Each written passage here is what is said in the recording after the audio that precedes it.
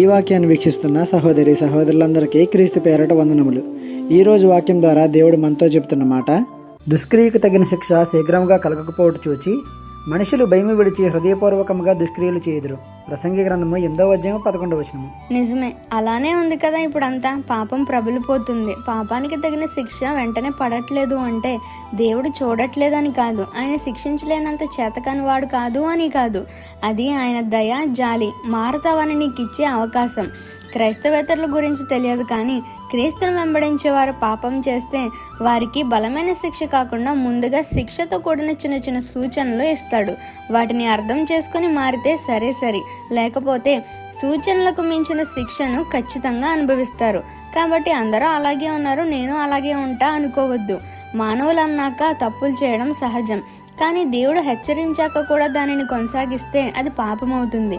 ఆ స్టేజ్కి మనం వెళ్ళకూడదు. దేవుని భయం కలిగి ఉండాలి. పందెంలో గెలిచిన వాడికి బహుమతి ఖచ్చితం, పాపంలో పండిన వాడికి శిక్ష కూడా అంతే ఖచ్చితం. ఈ చిన్న సువార్త పరిచర్యలో మీ సహోదరులు. God bless you. ఆమేన్.